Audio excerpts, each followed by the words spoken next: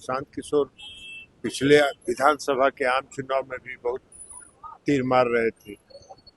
इस बार भी कोई उनकी संभावना और उम्मीद नहीं है।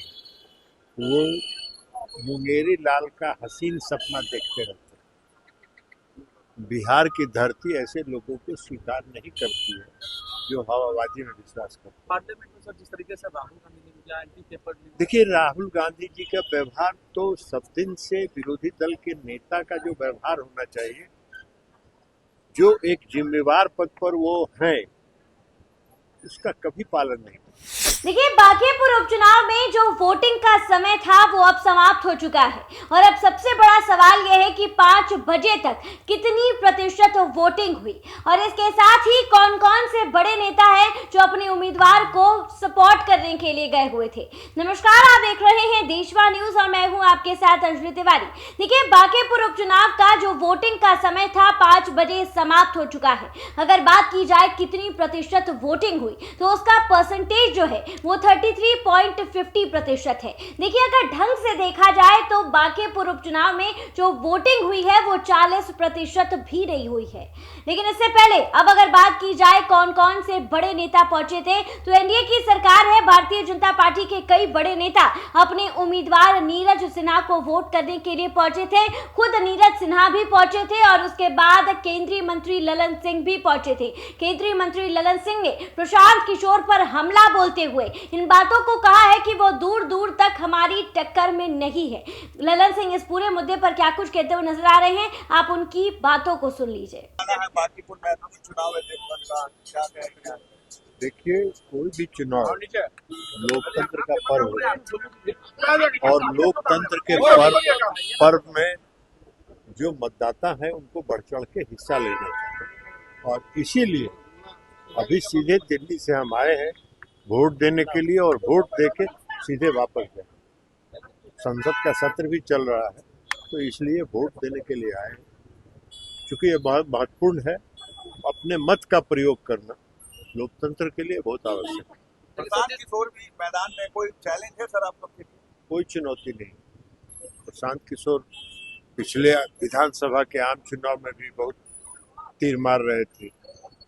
इस बार भी कोई उनकी संभावना और उम्मीद नहीं है। वो मुंगेरी लाल का हसीन सपना देखते रहते हैं। बिहार की धरती ऐसे लोगों को स्वीकार नहीं करती है जो हवाबाजी में विश्वास करते हैं। पार्लियामेंट में सर जिस तरीके से राहुल गांधी ने लिया एंटी पेपर देखिए, राहुल गांधी जी का व्यवहार तो सब दिन से विरोधी दल के नेता का जो व्यवहार होना चाहिए, जो एक जिम्मेवार पद पर वो हैं, उसका कभी पालन नहीं। अपनी जिम्मेवारी को भी नहीं। सड़क पर जिस तरह से लोग बोलते हैं उसी तरह का व्यवहार करते हैं। कुछ दिन पहले आप लोगों ने देखा होगा कि सर्वोच्च न्यायालय के हवाले से प्रधानमंत्री जी को भी कुछ अपशब्द का इस्तेमाल उन्होंने किया और जब सर्वोच्च न्यायालय ने पूछा उनसे कि मैंने कब कहा था, आप जरा बताइए, कंटेम्प्ट चला तो जाके हलफनामा देके माफी मांग लिया सुप्रीम कोर्ट से। तो उनका वो स्वभाव है, वो आदत है। अब कल जिस तरह से उन्होंने संसद में व्यवहार किया, कोई भी साधारण नेता भी, एक सांसद के लिए भी वो बहुत ही अपमानजनक है। असंसदीय भाषा का इस्तेमाल करना, जिस तथ्य में कोई सच्चाई नहीं है, सरासर झूठ जिसको आप कह सकते हैं, वो सरासर झूठ बोलना और उस पर अड़े रहना बहुत खतरनाक है लोकतंत्र के लिए। और इसीलिए आप देख रहे हैं कि कांग्रेस पार्टी से कुड़ते जा रही है। ऐसा नेतृत्व अगर कांग्रेस पार्टी का रहेगा तो कहाँ है कांग्रेस पार्टी का भविष्य। इस देश में कोई भविष्य नहीं है। मोदी जी मजबूती के साथ देश का विकास कर रहे हैं, देश का मान सम्मान गौरव बढ़ा रहे हैं, आगे भी बढ़ा रहे हैं।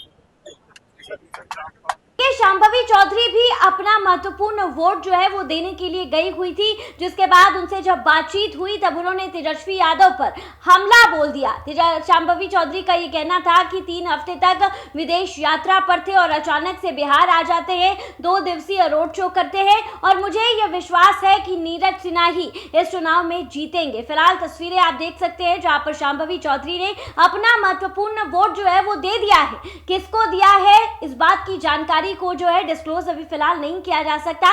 अब नतीजे जो है वो बताएंगे कि बांकीपुर में किसका जादू चलेगा, नीरज सिन्हा या फिर प्रशांत किशोर।